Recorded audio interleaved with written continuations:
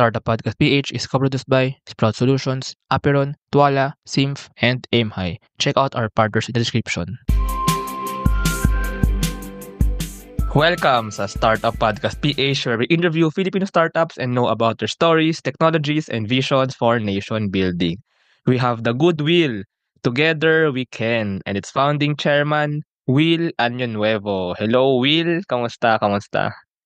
Hi, Johnny. Thank you for inviting me. Okay naman. I hope you're also okay. Ayun, actually, when I saw you, noong Philippine Startup Week 2024, November last year, I was Yeah. very interested actually to know more about your story kasi the Goodwill is para siyang you're in the startup ecosystem pero parang meron din tong something good na ginagawa. But I'll have you explain that So, Will, ano nga ba ang the Goodwill? Ayun. So yun nga. I remember nung lumapit ka sa akin. Actually, naalala agad kita nung nag-email ka. So, pagtingin ko, Johnny.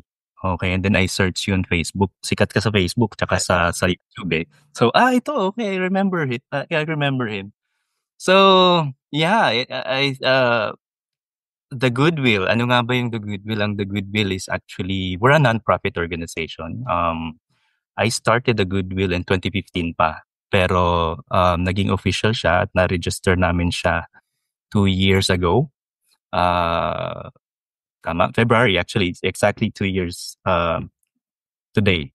As a non-profit organization. Non-profit organization siya. So we've been doing things like, outreach, nagko-community building kami, and we donate things, money, of course, for now from our own pocket muna, just to start the initiative. But recently, I think just last year, we came up with the idea of having a platform for advocacies, advocacy-driven projects. So yun si The Goodwill. Tuloy ka na ba? Yeah, sige, go ahead. Pero in what I saw dun sa booth ninyo, so parang advocacy projects and kumbaga you're inviting the community rin to help in that advocacy. But yes, please expound, Will. Yes, exactly. So parang we are filling the gap between the project creators and then donors. So basically, merong project creators, no. So you have to think of those ideas. Kahit ikaw for sure, Johnny, meron ka nito. Na kapag lumalabas tayo, may mga nakikita tayong, let's say, stray cats, stray dogs. If you're an animal lover, di ba? So, naaawa ka sa kanila. So, kapag pumunta ka naman sa ibang lugar, may makikita kang mga bata na pumapasok sa school without proper clothes, without the school supplies, and then sometimes they're going to school without slippers or sapatos, di ba? Or worse, hindi sila nakakapunta ng school because their parents cannot send them to school. And then, environment. Sa mountains, di ba, may mga landslide kapag may bagyo. Sa ilalim ng tubig, may mga basura, the pollution is everywhere. So those are the things that you see every day. Ngayon, tao lang tayo, no? Kapag nakikita natin yun, we feel something in our heart, deep in our heart. May naisip tayong mga projects. Gawin na lang natin example yung animal, yung stray cats and stray dogs. For example, nakaisip tayo ng animal shelter na project for them because that's what you think the best thing to do for them, no? Kaso nga lang, as an ordinary person and Filipino, wala tayong capacity, wala tayong tools, and especially wala tayong funding to do it. So ang nangyayari dun sa idea na yun, nawawala na lang. It's just sit there sometimes, and sometimes nawawala na lang din. And then after a year or two, bigla mo na lang maiisip, ay, naisip ko pala to dati. But it's too late, So, yun yung parang naisip naming gawin dito sa The Goodwill na magkaroon ng parang platform, platform na dedicated doon sa mga project creators para sa atin, wherein we can post, create that idea, meron kang gagamiting tools, may platform ka, magsa-sign in ka lang. It's as easy as creating an account in Facebook. 'Di ba? So may mga fi-fill upan ka lang na form doon, mag-a-upload ka lang ng picture and you have to tell the story of that project. That's very important.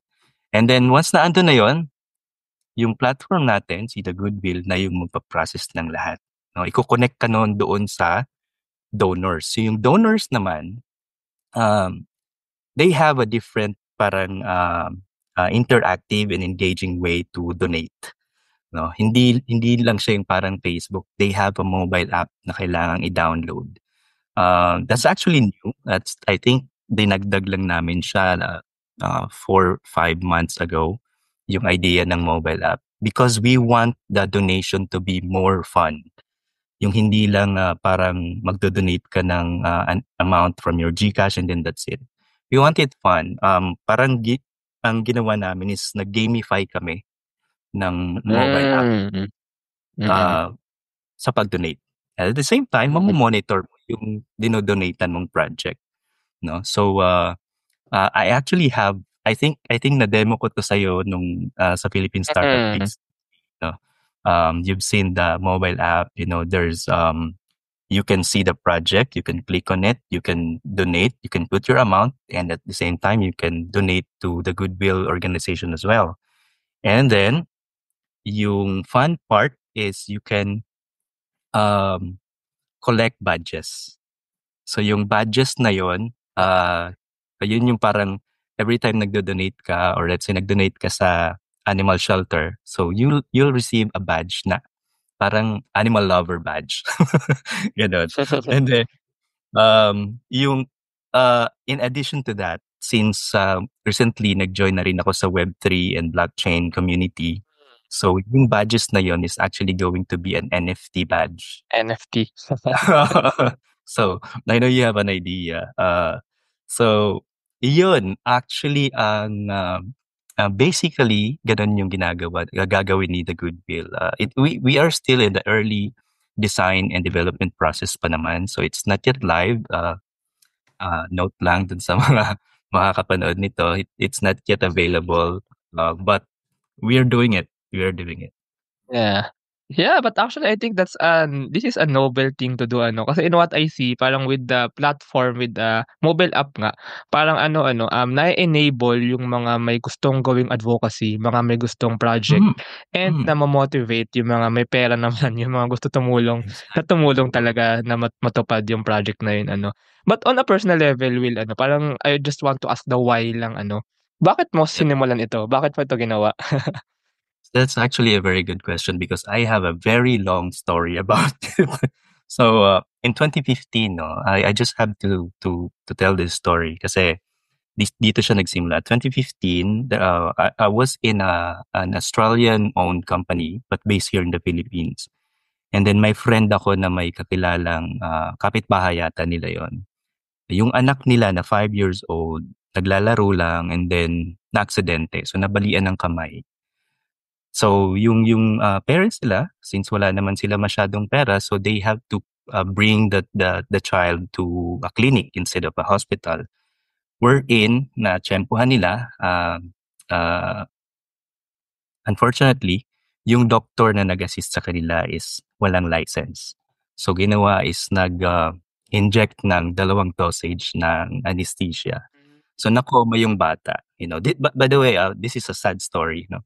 So nakoma yung bata, dinala sa regional hospital, sa BRTTH, Bicol Regional Hospital.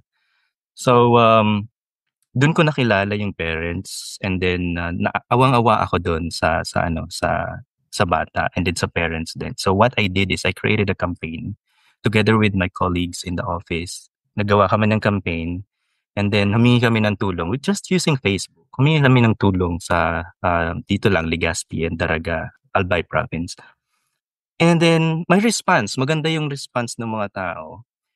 Pagkatapos nun, what I did is para makapag-collect ng donation. Alam mo yung Zesto boxes or Tetra Pak juices na ganun? Yes, yes, Banggit ko tuloy yung Zesto.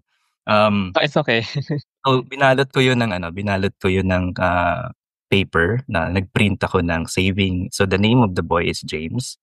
Saving James na campaign. So, i-picture doon, dinagdagan niya. And then what I did is I delivered it to the schools na humingi ng box na yon. So the next day, kailangan kong i-collect. So I collected like thousands din para sa family.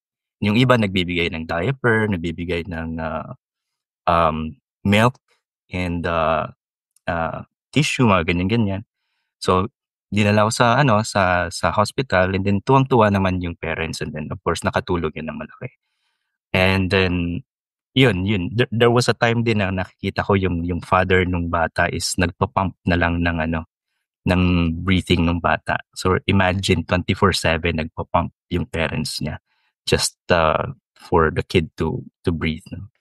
Then one night, sadly, I received a message from my friend na the child passed away. So the pain na bigay sa akin nung news na yon at nung ginawa namin, imbis na sumuko ako. So parang ang naging epekto sa akin is to push more and then help more people. So doon na yung nag-start actually. Every time na ginagawa ko to, naaalala ko si James, yung bata na tinulungan ko. So nag-continue kami, although nag-stop siya for like 2 years because I also have a family that I have to feed, no. I have to work. I'm actually a designer. And right now meron na rin akong meron na rin digital agency. So we have digital marketing services, so development, ganun. But like 2 years ago nung pag-start ulit namin, and then ginawa na naming official na register na namin siya as a non-profit organization. So tuloy-tuloy na yun. So with the help of my shout out to Riz Luminario, and then my sister Willa, who's currently in Vietnam. So yun, that's how that's how it started. And doing this, I think it's ganito na ako dati pa. So even before 2015, I used to teach in a private school. At nabigyan ako ng chance magturo sa NSTP subject, NSTP. And then I was bringing students to the villages to help other people. So nagte-tree planting activities kami, ganyan. So nasa akin na to even before pa. So yeah, so parang rin pala you have a full-time job, and then parang you really want to do this kasi it's really something that can help humanity din maybe and parang in startup terms nga, kumbaga the pain point or the challenge that you're solving for other potential users is baka may iba din kumbaga campaigners or yung mga gumagawa ng campaign like you, parang may mga iba din like you na sa kaibuturan ng kanilang puso may gustong magandang gawin and they want to raise money in order to do that. Maybe makatulong nga ng bata, makatulong sa mga stray cats, or maybe or any kind of project, any kind of advocacy. And you also want to enable them Yes. Now going dun sa parang platform that you're proposing or that you're building. Sige, so can you explain more how it will work pa? Parang maybe for the side of the campaigner, how can they create a campaign? And then for the donors, how can they donate exactly? So siguro pa-picture lang din para mas ma-grasp natin yung mangyayari dito. Okay, sure. So although we have a Facebook page, so you could just go to the Goodwill Facebook, and then we also have a website called thegoodwill.ph. So meron mga materials doon na you can look kung paano siya nag-work. But basically, so yun, for example, ikaw yung project creator, no? Magsa-sign up ka, register ka, and sign in. You'll be using a platform, no? Pero ang idea is you'll be using laptop for now because mas madali mag-manage doon ng project, no? So doon gagawa ka ng project, you will be putting of course the title, mag-upload ka ng cover picture, and then better if you have a video. Anyway, that video naman magagamit mo siya for your marketing campaign din, di ba? So i-upload mo rin siya sa Facebook, di ba? Mas engaging yung video. And you have to tell a story. Napaka-importante yun kasi maraming nangyayari sa Pilipinas, maraming nangyayari sa environment natin. But if you don't tell a good story about what you're asking the donor, di ba? hindi sila mag-engage to to give or to donate, right? So I think that's very important. So and then doon ilalagay mo na, tutulungan ka na nung platform gawa ng finances mo. So you will be putting there Mm. how much ito. So i-list mo doon yung item, bakit mo to kailangan, ganyan ganyan. And ito total niya na yun. So this is the amount that you need. Okay? And then yun, ipo-post mo yun, pero hindi yun agad mapo-post sa sa mobile app or sa system natin. So kasi meron yung approval. So on our Mm. side, Goodwill, so there will be volunteers and social workers who will be helping me. I-check namin yun. We need to make sure that the project creator is legit and valid. So kailangan natin i-verify yung identity nila. And by the way, this is not only for an individual. This is also for organizations. So kung meron ka ring non-profit organization who have this kind of project and want to help uh, ilagay siya sa the Goodwill. So we have that kind of option. Mas okay nga yung kung ano ka, kung organization ka, mas mabilis mabe-verify yun. And then once na approved na yung project, so kami yung magpo-post doon sa donor side. And then sa donor side naman, so maganda kasi yung idea na mobile app kasi hindi na lang siya parang para lang sa may mga pera or para dun sa mga businessman or sa mga talagang yan, sa professional, pati sa mga estudyante, we need to teach our students na if they have like extra 5 pesos in their GCash or their wallet, they can donate, they can help. Turuan natin sila na kahit kahit wala tayong masyadong pera, 'di ba? You can help in a very simple way or kahit gaano pa yan kaliit. So, yun yung maganda doon. And then payment methods naman or donation methods naman is of course, we need to open it to GCash, to PayMaya, to credit card. So, yung pinaka-possible na payment method na pwede nating ilagay. And then yun, so every time you donate, let's say for environment, about environment yung project, so you will receive a badge, which is fun, di ba? So yung badge na yun is about naman sa environment, di ba? Environment lover ka. And that's an NFT. So NFT have a value, di ba? Yeah. Mm. So you can monitor the project hanggang sa matapos, hanggang sa magkaroon because our job din naman dito sa The Goodwill is to make sure every project have 100% success. Diba? So, yun. Maganda dito, going back to the question din about why we are doing this and ano yung sinasolve nating problem dito is that we need to learn na 'di ba sometimes sa Facebook may makikita ka, may bigla na lang magpo-post ng ah, batang may sakit or mga ganyan, but you don't know if it's real. Marami nang marami ng Yes, sa scam, 'di GCash. ba? So Nanghihingi ng GCash lang. naglalagay ng GCash pero yung GCash is pangalan ng tao. Now, if Mm. that's one thing na sino-solve namin dito sa The Goodwill is that it is official. So, 'di ba? So, kung GCash, it will go to the Goodwill official account, no? And yun, I think another one is that wala masyado dito sa Pilipinas na ganitong klaseng platform. Pero ito yung kailangan natin, 'di ba? Knowing the Philippines, we need these kinds of initiatives. If meron man, I think they're not yet that visible. We need to push these initiatives para makatulong, 'di ba?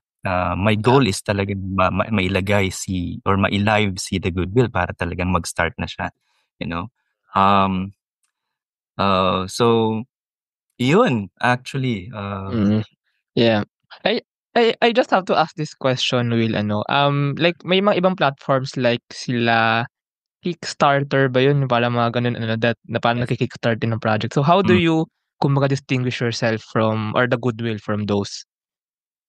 Yeah, good thing nabanggit mo si Kickstarter kasi yun din naman talaga yung mga tinitignan kong Mm. platform 'no, apps, Kickstarter, Indiegogo, kahit GoFundMe Kaya hindi tinitingnan. ko go.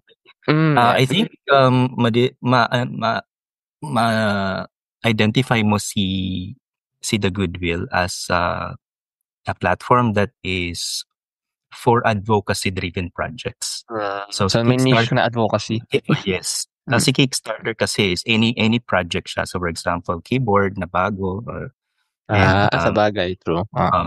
so ganun siya. And yun, sa akin naman, if there are competitors kahit dito sa Philippines, I'm okay with that because para sa akin, the more na maraming The Goodwill, the better. Kasi this is for everyone naman. Yeah. And I'm guessing lang kasi yung model din like nila Kickstarter, parang when someone donates, I guess as well, a very small part of that mapupunta rin naman somehow dun sa organization para syempre ma-sustain yung platform or yung mobile app, yung mga tao nagwo-work sa mobile app, yung mga volunteers para mabayaran din. So may parang ganung model din ba dito if ever? Yes, actually, good thing na mo yan. We will be, of course, charging not the project creators because for project creators, it's gonna be free. But for donors, only initially and right now, only 1.2% of their That's donations. very okay. I will donate. Yes. That's actually for Yeah. ano naman. Kasi non-profit kami, so we cannot hold any money and then Yes, para yun yes, sa that's true. organization. Of course, we will Yes. be salaries to the employees, ganun. Yeah. Kailangan natin ng And that organization sustain. yeah. And I think that's one thing that people should know, no, na parang even mga non-profit, meron yung mga kailangan pasweldohan, meron yung operations, meron yung binabayaran sa tech, yung pag-develop nung platform, yung server din maybe, 'di ba, yung database Yes. ganyan. So, it's really understandable for that kind of model, Is payroll processing taking too much of your time? Introducing Sprout Payroll Starter. For as low as 5,000 pesos per month, you get a team of experts to help you with your payroll and HR needs. We'll help compute and process payroll, handle all your government compliance requirements, and automate timekeeping. Leave the payroll to us so you can focus on growing your business. Enjoy peace of mind with Sprout Payroll Starter.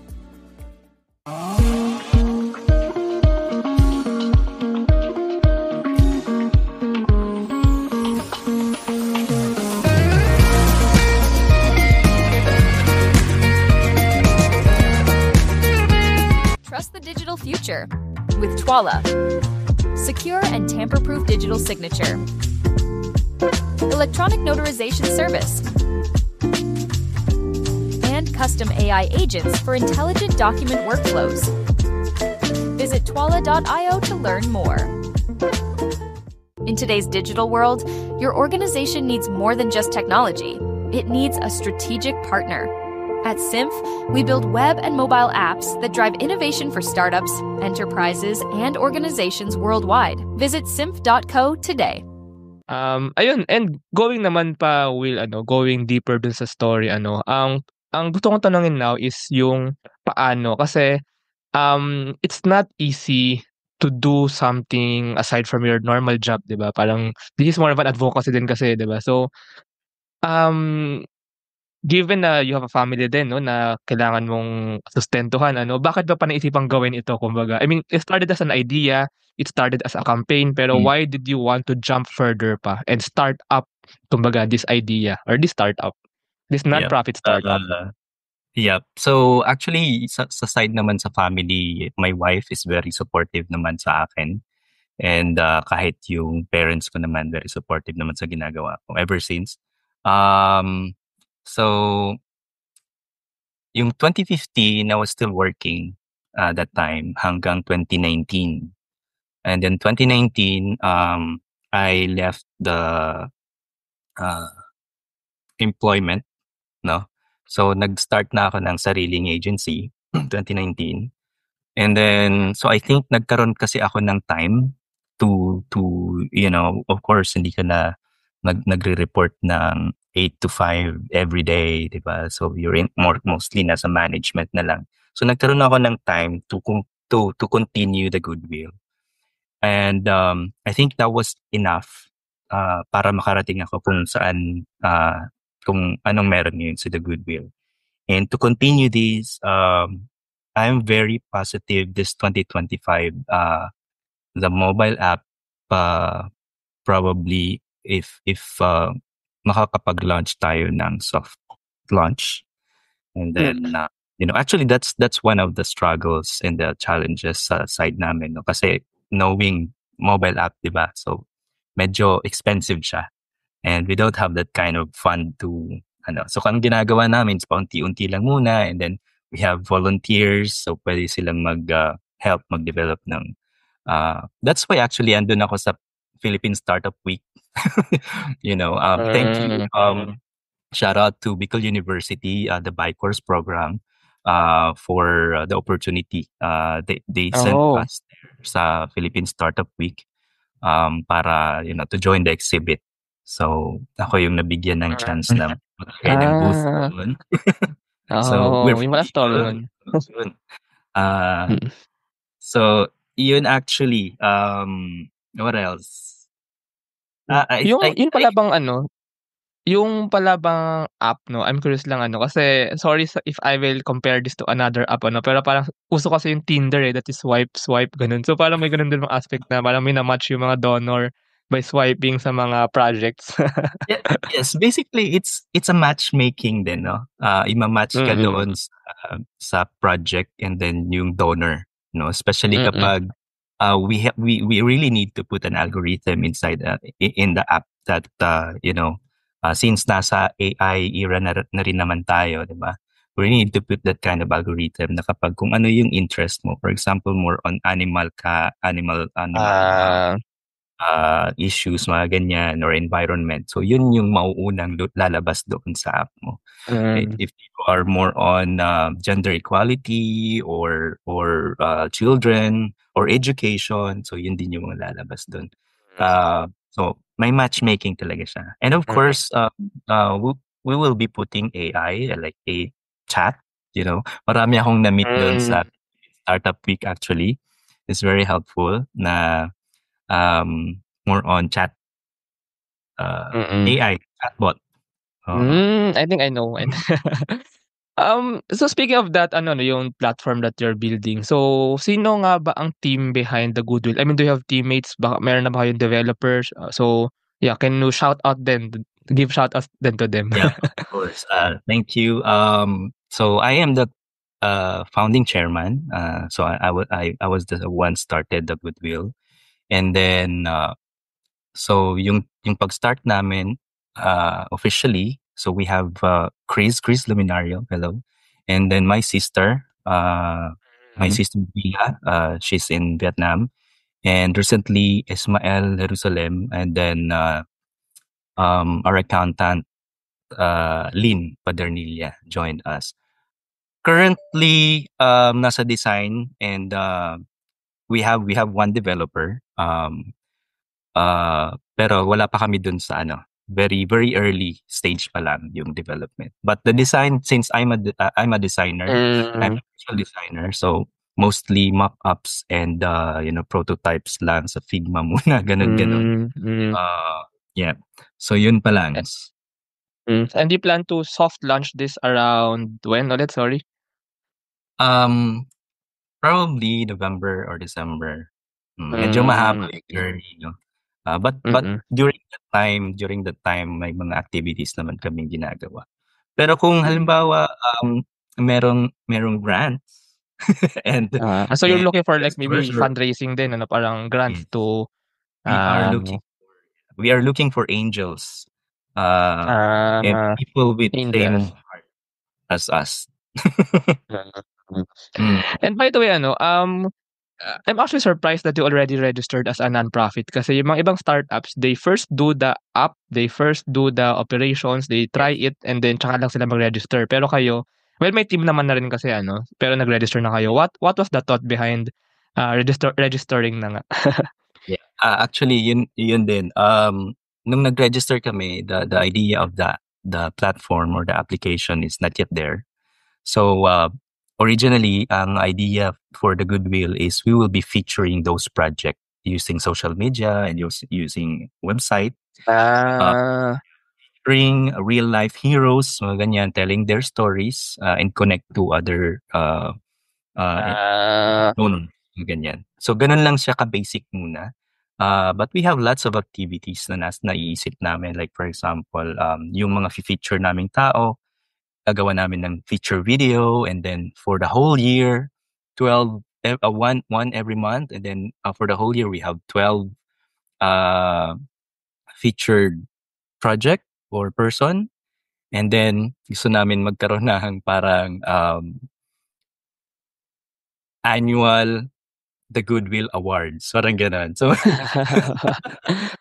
oo.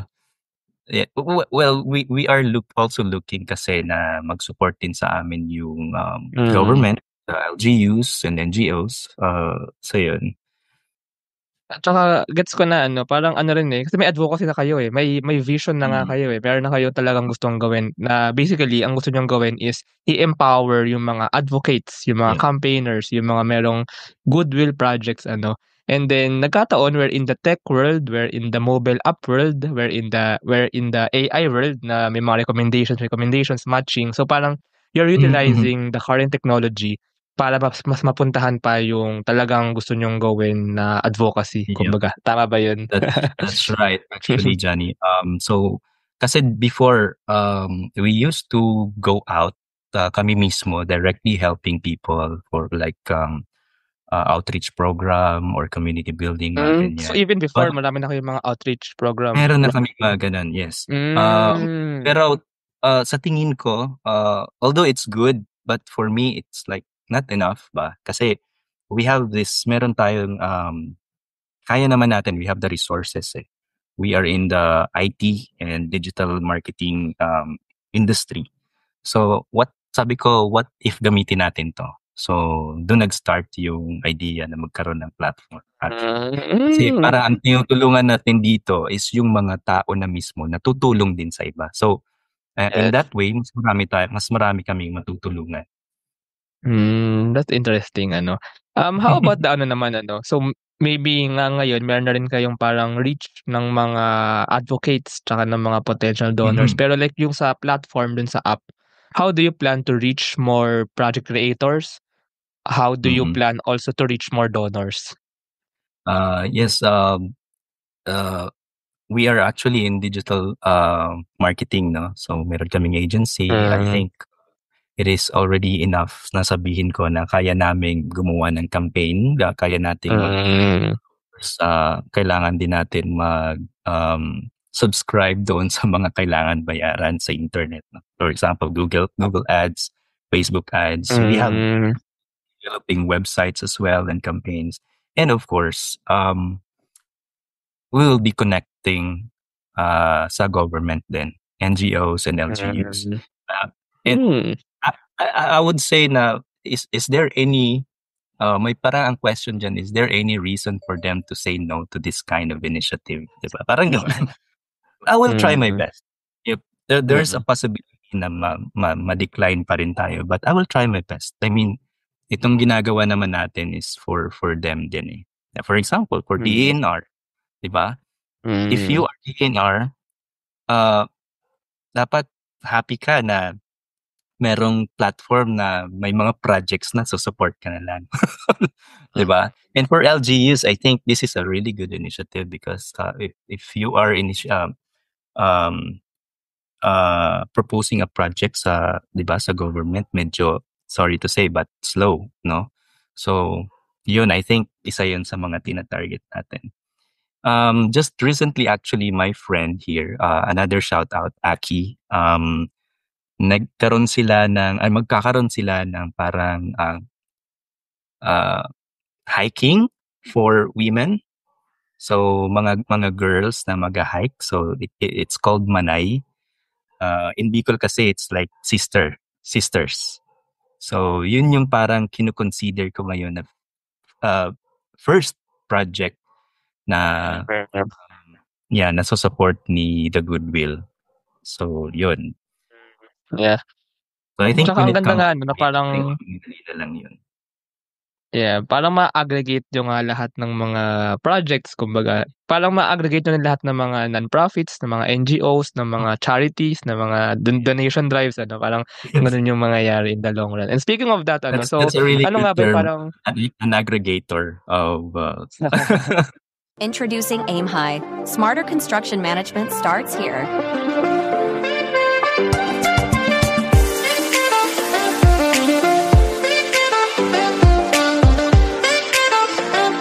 Monitor costs and progress with real-time insights.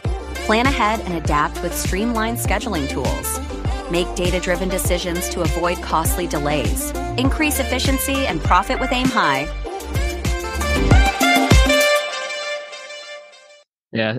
Speaking of that ano, ano nga ba yung parang pinaka-vision ni The Goodwill? Ano ba yung parang long term na what you see for The Goodwill and ano yung parang ano yung plans niyo into the future? um ang vision namin is globally ma-recognize tayo globally because that donor app ng The Goodwill is actually going to be launched internationally. So hindi lang siya sa Philippines. While yung project creator part is for Philippines muna, but the ambition is very malaki. So actually targeting then other countries like Asian countries. But yun, we want it to be global. I would like to see the Goodwill logo uh, katabi ng uh, UNICEF, katabi ng UN, Wow. di ba? Katabi ng UNICEF mga ganyan. ah so WWF ano yun yung sa ano, WWF. yes, Mm. So I think that's the vision. And we want to grow it. We want to grow it. Yeah, but I think that can happen ano and like parang ang ano rin, eh, 'no, ambition is not bad 'no, lalo naman na parang very pure din naman yung intentions mo for other people and for helping other people and even for helping large institutions like the government na mas magawa pa ng mabuti yung mga dapat magawa ano. So ayun, thank you so much Absolutely. Will ano for sharing about the Goodwill. I'm actually personally want to support this ano. Ang ganda ng iyong vision and ang ganda ng iyong gustong gawin. If our listeners want to know more about the Goodwill and you, maybe meron diyang angel or merong someone who wants to help kumbaga i-develop na yung para magawa na yung app, para ma-launch na siya. Baka may mga potential donors na or mga project creators. So feel free to invite them to your website, to your social media channels, and basically how can they know more? Ayun, Johnny, thank you. Ako rin magte-thank you sa'yo ng sobra kasi this is actually what I need for now sa The Goodwill kasi we need more exposure. We need to tell the people that we exist and we need to encourage other people to do the same. Mas maraming The Goodwill, much better. Opo. Pero of course, yung idea ng mobile application, that's the part na kailangan natin ipapatent din. Uh, Mm. so I'm inviting everyone to support. So we need support. We need more support. If you are in government or private uh, and you want to support us, you can go to our Facebook page. It's facebook.com/the Goodwill PH, and we also have a website called thegoodwill.ph. And email me, will at thegoodwill.ph po. So, yun. If you are a developer naman who wants to volunteer, feel free to contact us. We actually need more volunteers then. We're actually thinking of selling merchandise. Oh, merch, wow. Para makadagdag din sa fund namin and ma-continue namin yung ginagawa namin. And yun, I would also like to say thank you to Bicol University Bi-Course program for the opportunity. We are receiving trainings and mentorship from them. So thank you so much, and the facilities too. Yun. So they're and they're going to be part of the success of the Goodwill for sure. Ayun, and thank you so much, Johnny. Thank you for this one. Sana maulit ulit. Yes, yes. We can do a part 2 pag na-launch na and pag may mga gumagamit na Yun. talaga ng The Goodwill. So let's do a part 2 next time. And thank you so much, Will. Thank you. I want to see you in the platform making a project for the Philippines. Actually, yeah, I can be a project creator there. Sige, gagawin natin yan. Ayun. Oh. Salamat.